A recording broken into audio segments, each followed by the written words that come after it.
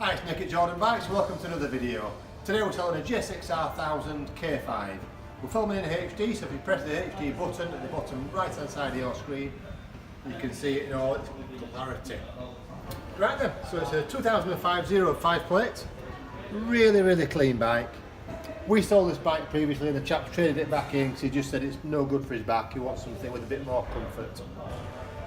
It's got carbon front mudguard, carbon hugger, R&G protection, got pazzo levers and a nice sounding Micron exhaust. It's got a seat cowl and a tail tidy as well, and we have got the rear seat and the pegs with it as well. I'll start it up for you.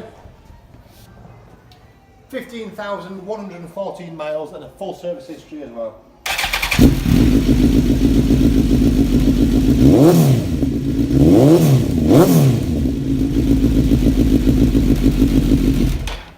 There's not too many of these left now, or there's a few, but they tend to have high mileage and be a bit tatty.